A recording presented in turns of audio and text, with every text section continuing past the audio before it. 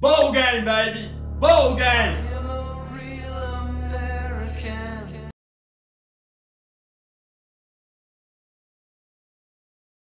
It's not Monday, it's Tuesday, but it's a better day late than never, right? You guys want a top 10 video so we can all watch Miami fans cry in the comment section? Fine, let's do a top 10 video. You big dummy. Hey, good morning, it's Uncle Lou here. Yeah, that's right, it's me, Uncle Lou.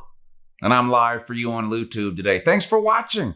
Really appreciate it also. And in addition to that as well, hey, subscribe to this channel if you're not already. Did you know I post college football videos almost every single day of the year? It's true, and some of them are even watchable. People like this top 10 video. Why? They like to complain. They like to cry. They like to tell me how wrong I am. You'll get plenty of opportunities to do all of those things in this video. Let's go. Manny Diaz didn't know how to recruit. Guess what? Who did y'all get in the transfer protocol? Nuts and honey. All right, I think most of you know the deal by now, but I do a top 10 and a top 25. The top 10, I explain why I have each team ranked why I do. I go from 10 to 1. Then at the end of the video, I just put 11 through 25 up on the screen. If I explained my ranking for all top 25 teams, this video would be 2 or 3 hours long. I hear a lot of complaints about polls and rankings in general that there's no explanation given for why a team is ranked where they are. So I try to do that to the best of my ability for teams 1 through 10. The other complaint I hear all the time is that teams are not rewarded or punished enough based on how they play week to week. So in my poll, I'm not afraid to move teams up and down a spot or two, win or lose, based on how they played. You beat a bad team barely, you're probably still going to fall a couple of spots. You blow a bad team out, you could move up a couple of spots. You get the idea. I'm not afraid to move these teams around. With that being said, let's get into the poll. Coming in at number 10 this week, I've got Indiana. Still not convinced fully that Indiana is a legitimate top 10 team. Of course, we'll find out this week. But last week they played Michigan State. They beat them 24-0. Hard to know how much to make of that win. But the point is, Indiana is 4-0. There's not a whole lot of undefeated teams. Even when you look at the Big Ten and the Pac-12, the two conferences that just started playing, not a whole lot of undefeated teams. And 4-0 is impressive. Let's just be real. In a normal season, if Indiana started out 4-0, people would be blown away. They're 4-0. I've got them at 10. Again, I'm not convinced they'll finish in the top 10. It makes sense to have them in the top 10 to me, at least for now. I've got Indiana at 4-0. Of course, they play on the road at Ohio State this coming weekend. So if you think I'm an idiot and Indiana has no business being anywhere near the top 10, don't worry. If that's true, they'll get beat and probably blown out on the road at Ohio State. If I'm right, they might lose to Ohio State, but keep it close. And then turns out maybe 10th is a pretty good ranking. And who knows, maybe they beat Ohio State, in which case they will be moving way up every poll, not just this one. I've got them at 10 this week. Coming in at number 9, I've got Oregon out of the Pac-12. They improved to 2-0 this past week with a 43-29 win over Washington State. I'll be the first to admit the win overall was not all that impressive, especially if you just look at the score of the game. I happened to watch this game during the Patreon stream Saturday night with everybody over on the Patreon page. Not good to turn the ball over, and I understand that, and generally speaking, that's not the sign of a great team, but Oregon had 3 turnovers in the first half of this game, and that's what kept Washington State in this game, in my opinion.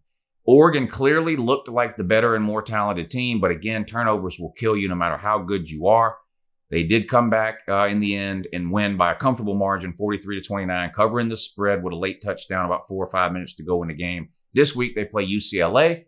Not sure what to make of them. I'm not a big Chip Kelly fan or believer in general, but they did win this past Sunday in a sort of a weird Sunday game that was put together at the last minute when another game was postponed. They did beat Cal convincingly on Sunday, and I thought Cal was going to be a pretty good team. They had 17 or 18 starters back off of their team last year. Pretty good defense, at least relative to the Pac-12. UCLA handled them without a problem. We'll see how they do this week against Oregon, who most people assume is the cream of the crop in the Pac-12. But I've got Oregon this week at number 9. Number 8, I've got Wisconsin. Wisconsin's start to this season, very similar to their start to last season. Well, except for when you consider the fact that 2 of their games got postponed. They played opening week, then didn't play the next 2 weeks. This past weekend, they played Michigan and absolutely destroyed them in prime time on national television in front of God and everybody else, 49-11. Michigan did a similar thing to start the season last year. They were 4-0, 5-0, 6-0, whatever it was before they actually lost to Illinois, which was weird. They had a bunch of shutouts early in the season, came apart a little at the end. We'll see. They lost Jonathan Taylor. Hasn't seemed to matter. Graham Mertz played good again this past weekend. Not as good as he played week 1, but he still played good enough to win 49-11 against Michigan. This week they play on the road at an undefeated Northwestern team who has surprised some people. They're ranked 20th in the polls that came out this week. Got to go on the road, play a ranked team. We'll see what happens. But Wisconsin, a very impressive team in the 2 games that they've played so far. Got to give that quarterback a lot of credit. He's been better than anything Wisconsin has had at quarterback since probably Russell Wilson, going way back now. I've been impressed with what I've seen from Wisconsin. I've got them at number 8. Number 7, I've got Cincinnati. Cincinnati's a legitimately good team. This isn't a fluke. They don't have any wins over top 10 or top 15 teams or anything like that because they don't have an opportunity to play any. But they are absolutely destroying everybody they play.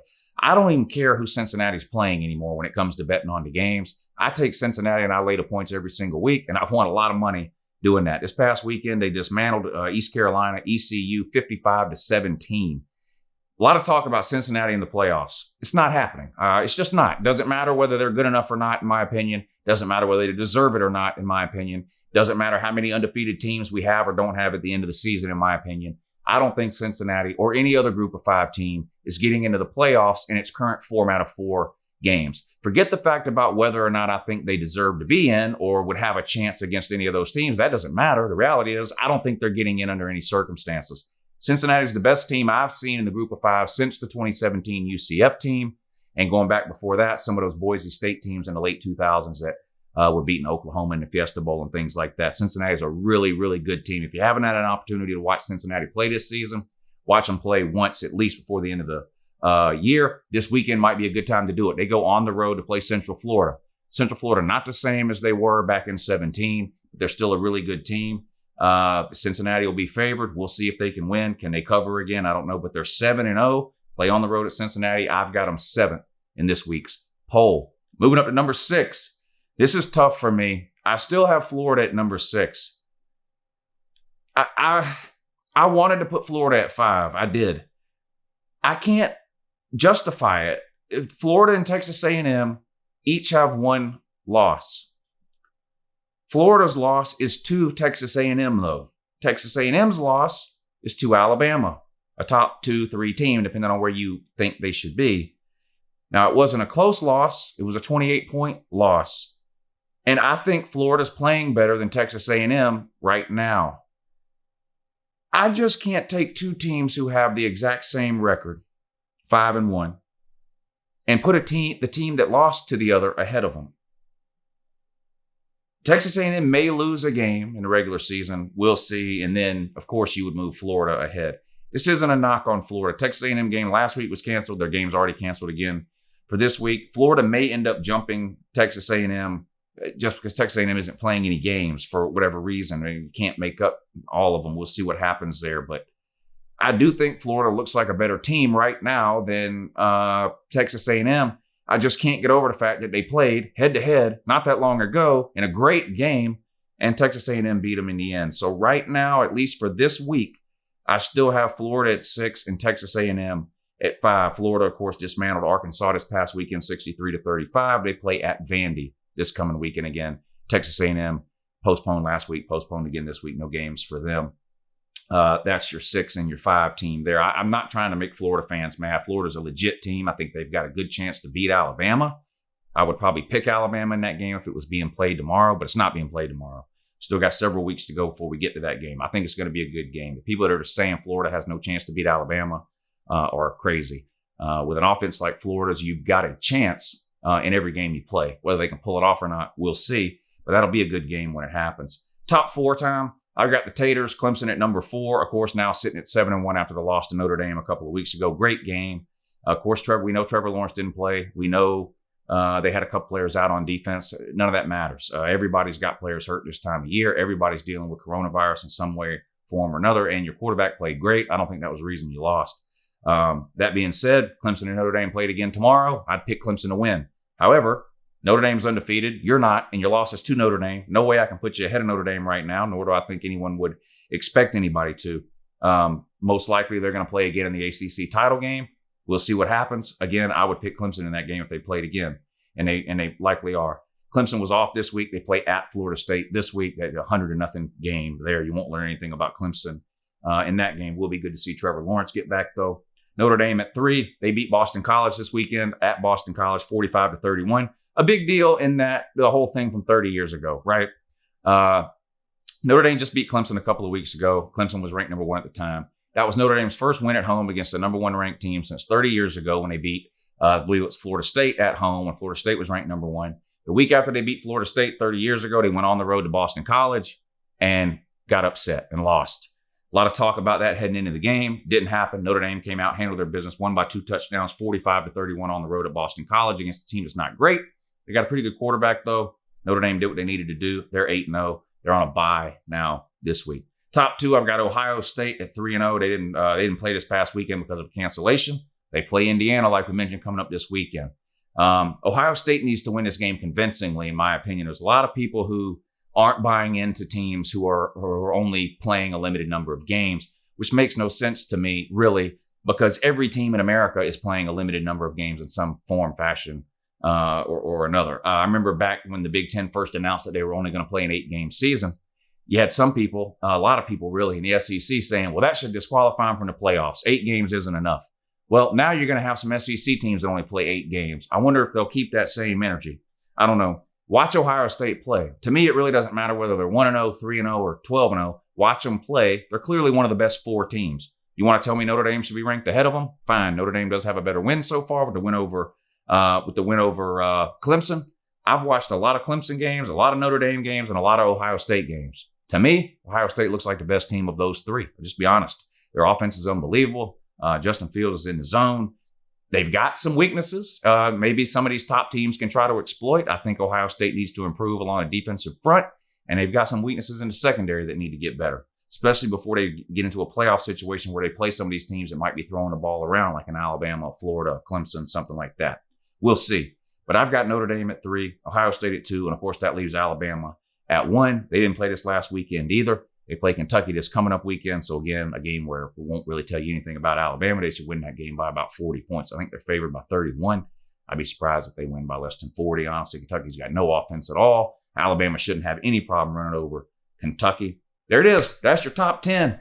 No Miami anywhere to be found. These Miami fans crying about the AP poll and the coaches poll is honestly one of the dumbest things I've seen on YouTube in a long time. And this is why a lot of people don't like certain Miami fans. The most sensitive fan base on planet Earth, and it's not close, is the Miami Hurricanes. Listen, I gave Miami a lot of credit earlier in the season, even up to 2 or 3 weeks ago, when they were barely beating bad teams like Virginia and NC State. Why did I give them credit for beating bad teams barely? Well, because let's be real, over the last 20 years, Miami's been losing to those bad teams, okay?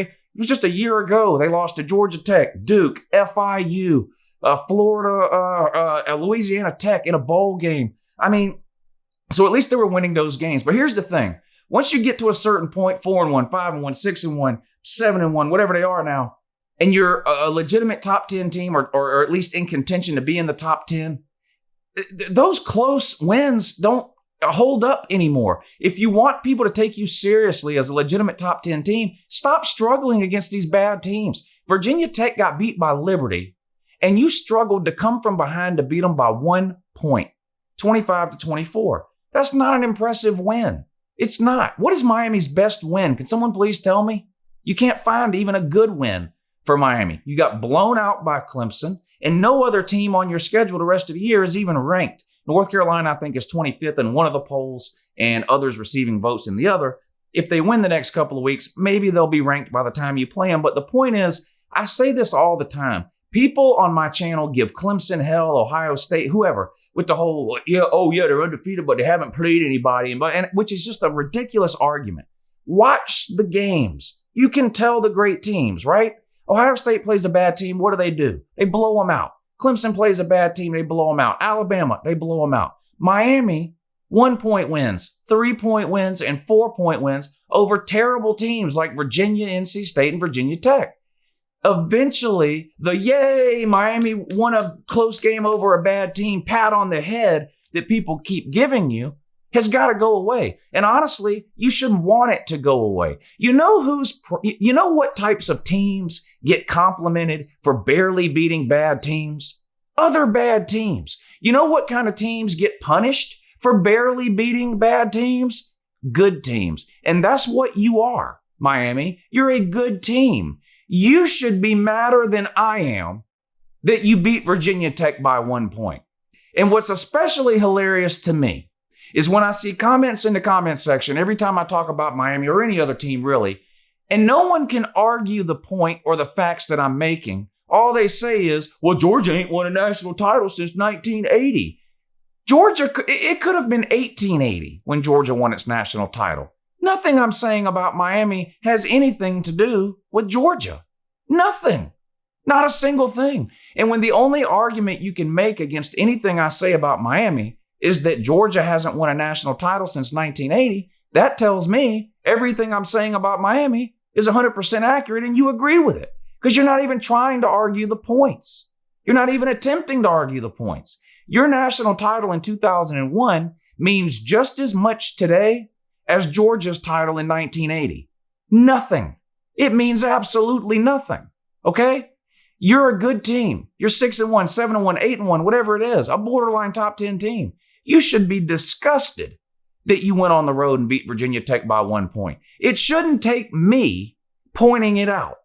But it does. Why? Because you're the most sensitive fan base on planet Earth. You just are. Get over it. In the 305, bitches treat me like I'm Uncle Lou.